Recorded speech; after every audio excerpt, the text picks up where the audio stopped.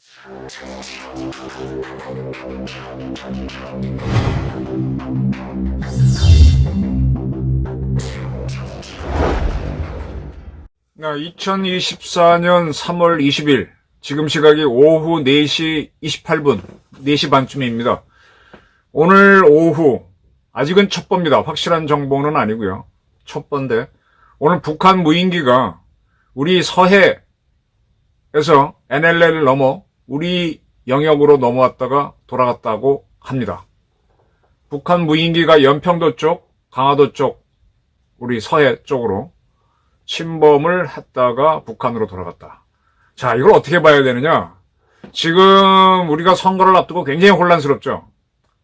여당의 공천을 가지고 시끄럽고 의과대학 정원 증가를 놓고 상당한 갈등이 있는데 북한이 이걸 놓칠 이유가 없죠. 북한은요, 이재명이 당선되는 거가 좋겠죠. 근데 꼭 그런 건 아니에요. 이재명이 당선되면은 거꾸로, 이재명이 아니지. 민주당이 압승하는 게 좋겠죠. 근데 꼭 그렇지는 않아요.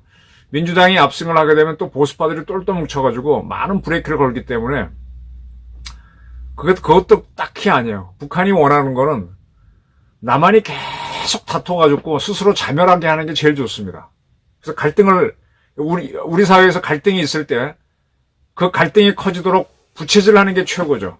지금 의대 정원 증가 문제 가지고 대립이 있는 상태에서 이정섭 호주 대사 귀국 문제, 또 MBC 보도 가지고 황상무 사회수석 사임한 문제, 또 공천 문제 갖고 시끄러운 와중에 선거는 코앞에 다가와 있고 아주 한국이 취약한 시기에 또 하나의 위기를 만들어서 무능한 대한민국 정부를 보여주고, 그렇게 되면 또 많은 비판이 있게 되고, 그러면은 반사 이익을 민주당이 노리겠지만 그 이익은 민주당만 가져가는 게 아니라 대한민국에 숨어있는 작곰, 자생적 코뮤니스트 내지는 종북 인사들도 활동을 하게 되고 민노총도 또 활동을 하게 되면서 여지가 생기는 겁니다. 그걸 얻을 수가 있죠.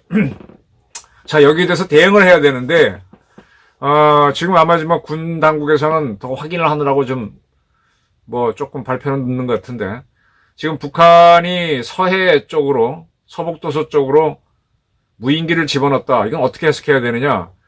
만약에 육지로 집어넣었다 그러면은 우리 광화도, 그다음에 김포부터 쭉 저기 고성까지, 그쪽에는 제일 서쪽에는 해병대 2사단, 그다음에 수경사 부대들이 있고, 이어서 9사단, 1사단, 28사단, 26사단 쭉 해가지고 육지에는 DMZ를 따라 쫙 부대들이 붙어 있죠. 그러니까 무인기가 넘어오게 되면은 그 부대들이 발견을 하게 되면 어떤 조치를 취할 수가 있습니다. 자기네 힘으로 안 되면은 항공작전사령부한테 요청해서 헬기를 띄워 추적하거나, 아니면 공군 작전사령부에 요청해서 공군에서 AT-1, 우리 기본 훈련기 KT-1을 개조한 공격기 개념인데, 어택 AT-1이 떠서 추적을 해서 잡아보거나 할 여지가 있죠. 아니면은 우리 그 군단마다 이쪽에 수도군단, 그다음에 수경사, 1군단, 5군단 이런 군단마다 방공 포병이 있습니다. 벌컨이라든지 웨리콘포 같은 게 있으니까 그걸로 격추를 시키거나 해볼 여지가 있는데, 이 서해로 들어오게 되면은 섬에는 물론 이제 섬의 연평도에는 해병대 연평 부대, 여단급, 연대 플러스급이죠. 연대 플러스급. 연대급 부대.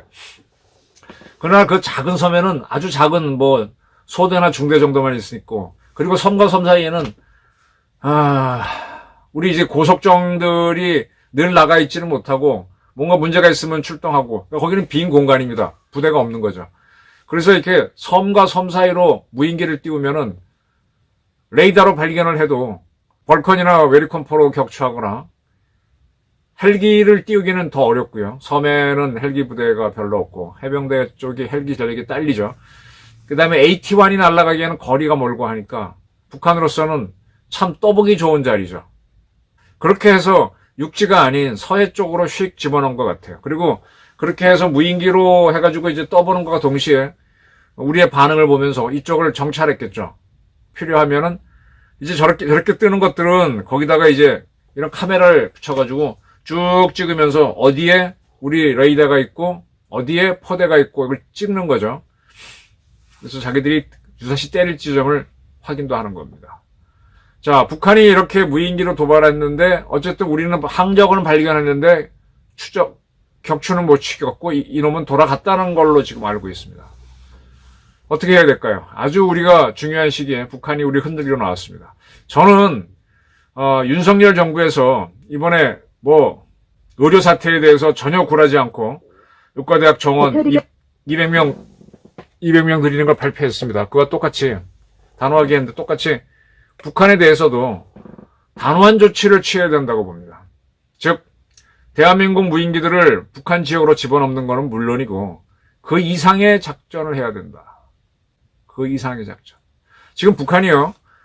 우리가 미군하고 같이 프리덤 쉴드 훈련, 자유의 방패 훈련 할 때는 미사일을 안 쏘다가 끝나니까 이제 또 쏘아대면서 극초음속 미사일 고체 연료 지상 분출 시험도 하고 아주 전력을 확 흔들리고 있습니다.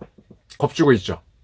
겁을 주고 난 다음에 쓱 무인기를 서북도서로 집어넣어가지고 필요하면 서북도서를 미사일로 때릴 수 있다라는 그런 이제 겁을 주는 건데 전혀 굴하지 말고 우리도 이번에 공군기를 띄워서 북한이 쏜 순항 미사일을 격추하는 우리 이제 공대공 미사일이 전투기를 잡는 건데 전투기보다 무인기가 느리니까 또 순항 미사일은 더 느리니까 잡을 수 있죠. 그런 연습들을 했습니다. 맨날 연습만 하지 말고 실전을 할 각오를 해야죠. 그래서 북한의 무인기 침투를 우리도 무인기를 집어넣어서 북한을 샅샅이 살피고 이제 9.19 군사합의는 깨졌으니까 그리고 전방에서 우리 심리전단을 동원해서 대북 심리전을 시작해야 됩니다. 아주 북한을 강하게 압박해야 됩니다. 훈련할 때만 북한이 겁먹는 게 아니라 평소에도 아주 압박을 가해야 됩니다. 그리고 우리 해군 부대들도 이 전방에서 북한 쪽으로 많이 가게 되면 북한의 지상 미사일이라든지 이거에 공격을 받을 수 있기 때문에 가까이 못 가죠. 뒤로 좀 빠져 있고 앞에는 이제 고속정이 있다 보니까 무인기 같은 게 날라오면 대응할 수 없는 문제가 있는데 그거야 어쩔 수 없죠. 근데 이제 지금 미국 같은 경우에는 GA사에서 제너럴 아토믹사에서 이 군함에서 뜨고 누릴 수 있는 무인기도 개발했거든요. 무인 헬기 같은 거. 이제 그런 것들을 우리 고속정은 배가 너무 작아서 고속정은 너무 작아서 안 되지만 고속함도 작아서 안 된다 그러면 호위함부터는 이런 무인 헬기라든지 이걸 띄울 수도 있을 겁니다. 그런 걸 탑재해서 작전하는 연습도 좀 하고요. 해서 빈 공간을 메꾸고 북한이 조금만 이상하게 하면요. 그냥 쉽게 말하면 갈겨버려야 됩니다. 즉강끝, 즉시 강력하게 끝까지. 네, 북한이 무인기를 집어넣어서 우리를 염탐하고 간 이상 우리 신장관이 누차례 얘기했고 대통령도 얘기했듯이 즉강끝으로 강력한 응징을 해야 됩니다. 전 휴전선에서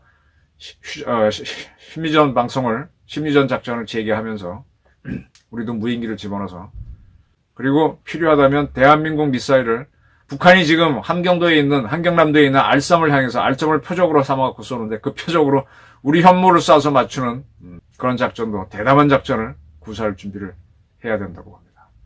대한민국이 시끄럽게 그 틈을 노리는 북한에 대해서 단호히 강력하게 끝까지 대응해야 됩니다.